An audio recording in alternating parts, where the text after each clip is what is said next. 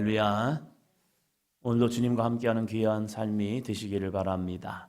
우리가 다윗 왕 하면 우리들의 생각은 그 다윗 왕은 참 좋은 왕이야, 대단한 왕이야. 사울 왕 하면 무슨 생각이 듭니까? 좀 나빠, 좀 못됐어, 이런 생각 들지 않습니까? 이것을 우리는 선입견이라고 말합니다. 우리가 선입견을 가지고 보면요, 좀 내가 좋아하는 쪽 하면 이 사람은 그냥 거의 좋은 것 같습니다. 그리고 나빠하는 쪽 생각하면 거기에 무리들은요, 다 나빠 이 사람들은. 이렇게 우리들의 선입견이 있습니다. 근데 이 이스라엘 역사를 보면 어저께도 그렇고 오늘도 그렇고 이 다윗이 왕이 되어서 압살롬의 반역을 할 때에 아니 어떻게 그럴 수가 있지? 압살롬이 한순간에 민심을 얻게 됩니다. 다윗이 왕이 되어서 그렇게 잘못한 거 별로 없습니다. 다윗은 여전히 이 남아있는 정복 전쟁을 끊임없이 하였고 그의 참 큰 실수라면 죄라면 밧세바와 우리아를 이렇게 만든 사건들, 그런 사건이 아니면 다윗은 그저 좀 대단한 왕이야 이렇게 우리가 생각하는 모습이 있습니다. 그런데 우리가 잊지 말아야 할 것은 사울은 초대 왕이 되어서 40년의 시간 동안 이스라엘을 통치했습니다. 이스라엘을 통치할 때에 그가 나쁜 일도 있었지만 이스라엘을 견고하게 세워나갑니다. 무려 40년입니다. 40년의 시간 동안 이스라엘을 통치하면서 사울 왕이 잘한 것도 많습니다. 그러니까 이스라엘 입장에서는 사울 왕가가 처음 시작이었고 그 시작 속에서 여러 가지 좋은 정책들이 있었어요. 하나님이 보실 때는 그는 내가 너를 버렸어 라고 말하지만 이스라엘 입장에서는, 사람들 입장에서는 그냥 사울은 우리에게 좋은 왕, 이런 모습이 될 수 있단 말이에요. 우리가 어저께 시므이라는 사람이 다윗이 예루살렘에서 압살롬에 의해서 도피할 때에 던진 말이 있습니다. 그 던진 말들을 보면요, 이 시므이 한 사람의 의견이 아닙니다. 민심이라는 것이 온전히 다윗을 따랐다라기보다는 사울 왕이 죽고 그리고 사울 왕가가 쇠퇴해지면서 그냥 이제는 하나님이 다윗에게 기름 부었으니까 다윗 따라가야지 하면서 쓱 간 모습이 있어요. 다윗이 좋기 때문이 아니라 그냥 세상의 흐름이 그렇게 되어지고 있는 거예요. 그래서 다윗 왕으로 그냥 인정하는 거예요. 그러나 한쪽 마음에는 사울 왕가에 대한 추억, 사울 왕에 대한 기억, 그리고 사울을 이어서 요나단이 왕이 되었어야 하는데 왜 그러냐면 요나단도 제가 계속 말씀드렸던 것처럼 대단한 사람입니다. 그냥 잊혀질 수 있는 그런 사람이 아니에요. 용맹했고 충직하였고 그리고 하나님을 참 열심히 믿었던, 그래서 자신의 다가올 왕위까지도 기꺼이 이 다윗에게 아니야, 네가 하는 게 더 좋아 이렇게 내어줄 수 있는, 무능하기 때문이 아니라 그는 참 유능한 인재였지만 하나님의 뜻이 다윗에게 있다면 기꺼이 내 자료도 내어줄 수 있는, 즉 그는 겸손한 사람이라는 겁니다. 그러한 인품과 성향을 가졌던 요나단에 대한 추억, 이것이 백성들에게도 있는 거예요. 왜? 그는 왕자로서 삶을 살아왔거든요. 그러다 보니까 민심이 사울 왕가에도 남아 있어요. 그러한 모습 속에서 압살롬이 다윗을 치료하니까 다윗에 대한 반감이 있는 사람들은 압살롬이 다윗의 아들임에도 불구하고 압살롬에게 순간 마음이 훅 간 거예요. 그것을 성경은 이스라엘이라고 얘기합니다. 다윗을 따르는 자를 유다라고 이야기하고 대부분의 많은 부류가 압살롬을 따랐다는 거예요. 그리고 압살롬에게 기름을 부은 자들이 바로 이스라엘 사람들이라는 거예요. 그러니까 많은 민심이 다윗을 떠났죠. 그리고 나서 이제 다윗이 압살롬이 평정이 되고 돌아옵니다. 돌아오는 발걸음에 이러한 사건들이 벌어집니다. 19장입니다. 16절.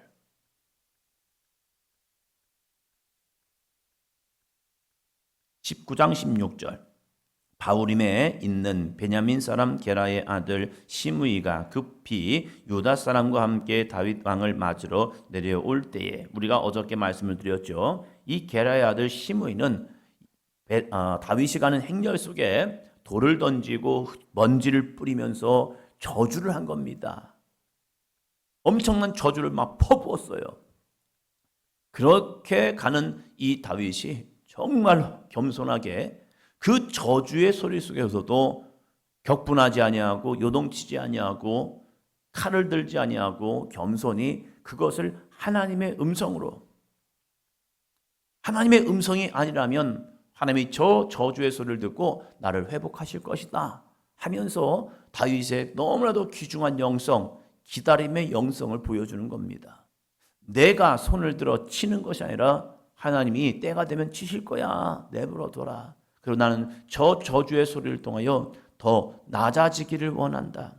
하나님은 분명히 뜻이 있어서 이러한 환경을 만들었고, 내가 거기에서 격분하는 것이 아니라 겸허하게 하나님의 뜻을 받아들이는 것을 원하실 것이다 하면서 흥분하고 있는 아비새를 그냥 진정시키고 우리 갈 길 가자 하고 간 겁니다. 그러고 나서 이제 예루살렘으로 돌아오는 이 다윗의 행렬 속에 누가 함께 했느냐? 유다 장로들과 함께 이 시므이가 다윗 왕을 맞으러 온 겁니다. 보고 싶을까요? 우리는 인생을 살아가면서 내 삶에 보기 싫은 사람도 있을 겁니다. 아, 저 사람 진짜 꼴 보기 싫어, 이런 사람이 있을 겁니다. 그게 바로 다윗에게는 시므이가 아니었을까? 아예 안 보면 좋으련만 이 시므이 참 분위기 파악 못하죠. 시므이가 다윗 왕을 맞겠다고 맨 처음에 온 겁니다. 그리고 이렇게 합니다. 17절 볼까요? 베냐민 사람 1000명이 그와 함께하고 사울 집안의 종 시바도 그의 아들 15과 종 20명과 더불어 그와 함께하여 요단강을 밟고 건너 왕 앞으로 나오니라. 이 시므이가 그냥 온 것이 아니라 베냐민 사람 1000명이야 데리고 온 겁니다. 그러니까 시므이의 영향력을 우리가 볼 수 있는 거예요. 베냐민 누굽니까? 사울 족속들입니다. 사울 족속인 이 베냐민 사람 아무나 1000명 막 데려왔겠습니까? 영향력 있는 사람을 데려왔을 거예요. 그렇게 1000명을 데리고 옵니다. 그리고 또 시바도 데려오고, 그리고 이들과 함께 왕을 맞이합니다. 그리고 이가 이렇게 합니다. 18절, 왕의 가족을 건너가게 하며 왕이 좋게 여기는 대로 쓰게 하려 하여 나룻배로 건너가니, 왕이 요단을 건너가게 할 때에 게라의 아들 시므이가 왕 앞에 엎드려. 갈 때와 올 때 자세가 달라집니다. 거만하게 돌을 던지고 흙을 뿌리면서 저주하던 이 시므이가 왕이 다시 예루살렘으로 돌아오는 그 행렬 앞에서 왕 앞에 엎드려 버린 겁니다. 분위기 파악 참 잘하죠. 19절이요.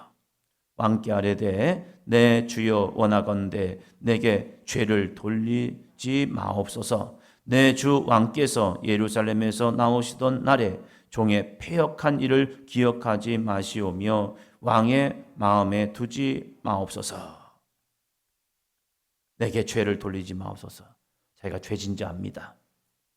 내 주 왕께서 예루살렘에서 나오시던 날에 종의 패역한 일을 기억하지 마시오며. 안 봤으면 기억 안 했을 것 같아요. 근데 보니까 또 기억이 날 것 같아요. 저도 그런 것 같아요.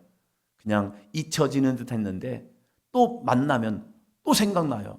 아, 누구랑 이야기하다가 얘기하다 보면요 또 생각이 나요. 갑자기 뭐 하다가 얼굴을 보게 되면요 그때 또 생각이 나요. 안 보면 생각이 안 날 텐데 이 생각이 또 나는 경우가 있더라고요. 그러면 마음이 편치 않는 모습도 있어요. 이 다윗에게 시므이, 아니 굳이 이 좋은 날, 이 뜻깊은 날, 이 다윗이 오고 있는데 맨 처음 와서 엎드려서 다윗에게 이 청을 하는 거예요. 자기 살려달라고. 그렇게 당당하던 시므이가 이제는 참 비굴한 모습으로 엎드려서 다윗에게 목숨을 구걸하고 있는 겁니다. 종의 죄를 돌리지 마옵소서. 나 좀 살려주세요. 20절 왕의 종 내가 범죄한 줄 아옵기에 오늘 요셉의 온 족속 중 내가 먼저 내려와서 내 주 왕을 영접하나이다 하니, 내가 범죄한 줄 알고 내가 맨 먼저 와서 당신을 영접합니다. 나 좀 살려주세요 라고 합니다.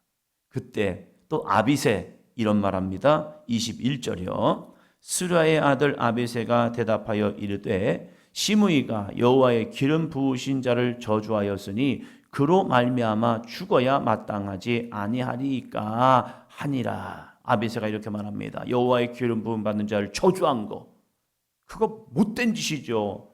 진짜 죽을 죄죠. 그래서 이 아비새가 그를 죽이겠답니다. 또 죽이겠답니다. 제가 생각할 때는 맞아요. 죽여야 합니다. 본때를 보여줘야 합니다.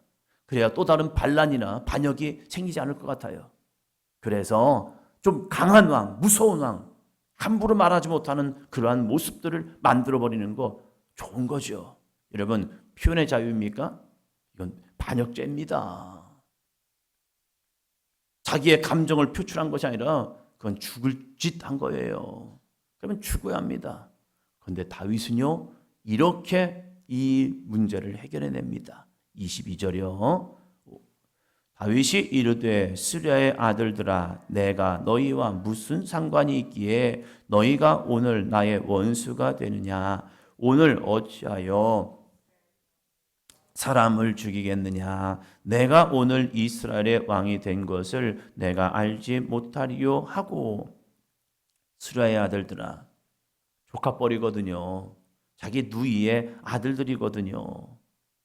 그러한 이 조카에게 하는 말이, 내가 너희와 무슨 상관이 있기에 너희가 오늘 나의 원수가 되느냐. 오늘 어찌하여 이스라엘 가운데서 사람을 죽이겠느냐. 내가 오늘 이스라엘의 왕이 된 것을 내가 알지 못하리요. 나 이스라엘 왕이 됐잖아. 다시 회복됐잖아. 이 좋은 날 어찌 사람을 죽여서 피를 보면서 이 좋은 날, 이 기쁜 날 피를 보겠느니. 좀 흥분 좀 가라앉혀. 어쩌면 다윗도 마음에 이 시므이를 죽이고 싶은 마음 없었을까요? 그가 유언을 할 때에 솔로몬에게 시므이 그 죄를 물으라고 말합니다. 다윗도 감정이 있습니다. 그런데 이 다윗이 지금 하고 있는 것은요, 감정으로 이 일을 처리하는 것이 아니라 이성을 갖기를 원합니다. 오늘의 감정에 의해서 행동하는 것이 아니라 하나님은 무엇을 기뻐하실까? 지금 이 시므이를 쳐버리면요, 시므이의 말이 신빙성이 있는 거예요. 베냐민 지파에 대한 이 적개심이 다윗에게 있다는 것이 나타나는 거예요. 그래서 시므이 하나만 죽이는 것이 끝나는 것이 아니에요. 이스라엘 가운데 그 여파는 커져요. 그래서 지금 내 감정을 표출하는 것이 아니라, 지금 시므이는 죄진 거 맞습니다. 죄를 지어서 죽어야 마땅한 거 맞아요. 그러나 지금 죽일 때냐, 그게 아니라는 거예요. 그래서 이 시므이에 대한 처신은, 판결은 솔로몬에게 맡깁니다. 그래서 솔로몬이 시므이에게 약속을 하고, 시므이가 지키지 않았을 때에 예루살렘을 떠나는 사건 때문에 이 시므이는 죽음을 맞게 됩니다. 아버지에 대한 문제에 대한 이 판결을 솔로몬이 다 처리해냅니다. 그런데 왜 다윗은 죽이지 않았느냐? 이것은 지금이 아니라는 거예요. 나는 마음과 이 감정 때문에 오늘 뭔가를 해결해내려 합니다. 그러면 감정 풀이는 되죠. 왜? 아유, 기분 나쁘게 한 거? 그래, 죽여 하면서 속은 시원하다라고 할 거예요. 그러나 그때가 아니라는 거예요. 다윗의 위대함의 영성은요, 때를 기다리는 거예요. 사울을 죽일 때냐, 죽이지 않을 때냐? 죽이지 않을 때야. 내가 갈 거냐, 하나님이 하실 거냐? 내가 할 것이 아니라 하나님이 하실 거야. 하나님께 맡겨버리는 겁니다. 시므이 죽어 마땅하지만 이것을 내가 죽일 거냐 말 거냐, 내 감정에 의하면 죽여야 마땅하지만, 야, 하지마, 이거 아니야. 아비새야, 지금 때가 아니야. 살려두어. 그러면서 이 다윗은 관용으로, 그리고 하나님의 거룩한 시간 속에 자신의 삶을 내어놓습니다. 이것이 믿음의 사람이라는 거예요. 신앙생활하면서도 얼마나 감정적으로 행동하는데요. 코로나 시기를 지나오면서 사람들이 더 격분하는 것 같아요. 이 나라 이 민족을 보면요, 뭐 한 사건만 이루어지면요 서로 이쪽과 저쪽에서 막 감정 싸움하고 있는 거예요. 감정 싸움. 감정이 아니라 믿음의 사람이라면 하나님의 말씀을 의지하고요, 세상 사람이라면 이성을 좀 차지하죠. 그런데 내 감정에 의해서 이렇게 저렇게 막 격분하는 모습들, 또한 그것을 이용해 하는 나쁜 사람들도 있어요. 저는 우리 믿음의 사람들이 감정에 휘둘리는 것이 아니라 정말로 하나님이 우리에게 무엇을 말씀하시느냐, 그 말씀에 좀 순응하고 이 다윗처럼 인내할 수 있는, 기다릴 수 있는, 그리고 참고 나아갈 수 있는 아름답고 복된 믿음의 삶이 되시기를 주의 이름으로 축원합니다.